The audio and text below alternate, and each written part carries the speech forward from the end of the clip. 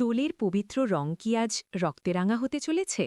একদিকে পরিবারের সামনে নিজের সমস্ত অপরাধ স্বীকার করে নিতে বাধ্য হল মৌলি, আর অন্যদিকে প্রতিশোধের আগুনে অন্ধ হয়ে হোলির উৎসবের মাঝেই বাণীর প্রাণ নিতে পাঠাল খুনেগুন্ডা।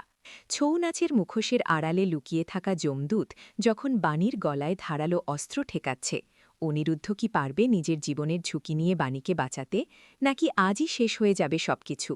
জানতে হলে চোখ রাখুন আজকের ধামাকাদার এপিসোড রিভিউতে।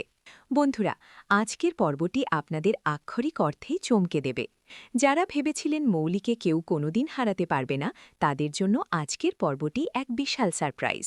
ভিডিওর শুরুতেই আমরা দেখতে পাই এক থমথমে রাতের দৃশ্য। মিডিয়ার ফ্ল্যাশলাইট আর ক্যামেরার সামনে আজ মৌলি সম্পূর্ণ একা, অপরাধী। দাদাইয়ের গর্জনে কেঁপে ওঠে পুরো বাড়ি। প্রমাণিত হয়ে গেছে যে মৌলি কোম্পানির সবচেয়ে কনফিডেন্সিয়াল ফাইল শত্রুদের হাতে তুলে দিয়েছে। নিজের ক্ষমতা, নিজের অহংকার বাঁচাতে গিয়ে আজ সে সবার চোখে ফেলেন। মৌলি কান্নায় ভেঙে পড়ে, দাদাইয়ের পায়ে ধরে ক্ষমা চায়, কিন্তু না, অপরাধের শাস্তি তো পেতেই হবে। দাদাই সবার সামনে মৌলিকে সিইও পদ থেকে ছুঁড়ে ফেলে দেন। কিন্তু আমরা সবাই জানি আহত সাপ আরও বেশি ভয়ঙ্কর হয়। অপমানিত মৌলি মনে মনে ঠিক করে নেয়, এই অপমানের প্রতিশোধ আমি নেবই। কালকের হোলি ফুলের রঙে নয়, রক্তের রঙে খেলা হবে। এরপরে দৃশ্যপট বদলে যায়। পরের দিন সকাল, সেন বাড়িতে এক সুন্দর স্নিগ্ধ পরিবেশ। ডক্টর বারণ করায় আবিরের বদলে আজ সবাই খেলছে ফুলের দোল। হুইলচেয়ারে বসে থাকা বাণীর মুখে ফুটে উঠেছে এক স্বস্তির হাসি।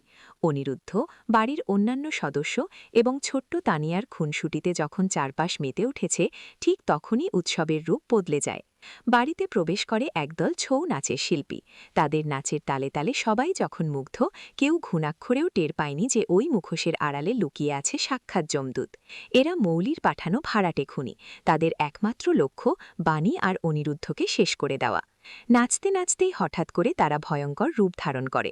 ধারালো অস্ত্র বের করে তেড়ে আসে বাণীর দিকে। চারদিকে শুরু হয়ে যায় চিৎকার, হুড়োহুড়ি। ছোট্ট তানিয়া ভয়ে টেবিলের নিচে লুকিয়ে পড়ে। একজন গুন্ডা সোজা গিয়ে বাণীর গলায় ধারালো দা ঠেকিয়ে দেয়। বাণী অসহায়, সে তো উঠে দৌড়াতেও পারবে না। ঠিক সেই মুহূর্তে নিজের জীবনের তোয়াক্কা না করে ঝাঁপিয়ে পড়ে অনিরুদ্ধ। শুরু হয় এক রক্তক্ষয়ী লড়াই। একদিকে ধারালো অস্ত্র হাতে সাইকোপ্যাথ গুন্ডা, অন্যদিকে ভালোবাসার মানুষকে বাঁচানোর মরিয়া চেষ্টা অনিরুদ্ধের। অনিরুদ্ধ কি পারবে একা হাতে এই গুন্ডাদের হাত থেকে বাণীকে বাঁচাতে, নাকি মৌলির ভয়ঙ্কর ছক আজ সফল হবে? আগামী পর্বে আমরা দেখতে চলেছি এক ভয়ঙ্কর ফাইট সিকোয়েন্স। অনিরুদ্ধ হয়তো এই লড়াইয়ে মারাত্মকভাবে আহত হতে পারে। এছাড়া গুন্ডারা যখন দেখবে তারা বাণীকে মারতে পারছে না, তখন হয়তো তারা লুকিয়ে থাকা ছোট্ট তানিয়াকে হোস্টেজ বা জিম্মি বানাতে পারে।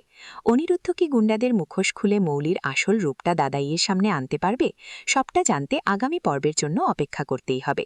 ছোট্ট তানিয়া কি এই বিপদের হাত থেকে সুরক্ষিতভাবে বেঁচে ফিরবে? কমেন্ট বক্সে আপনাদের মতামত অবশ্যই জানান।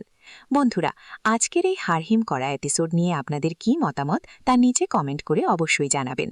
গল্পে এবার কোন নতুন মোড় আসতে চলেছে তা সবার প্রথম আপডেট পেতে ভিডিওটিতে একটি লাইক করে দিন। আপনার সিরিয়াল প্রেমী বন্ধুদের সাথে ভিডিওটি প্রচুর শেয়ার করুন। আর হ্যাঁ, বাংলা সিরিয়ালের এমন এক্সক্লুসিভ আপডেট প্রতিদিন পেতে আমাদের চ্যানেলটি এখনই সাবস্ক্রাইব করে পাশের বেল আইকনটি বাজিয়ে দিন।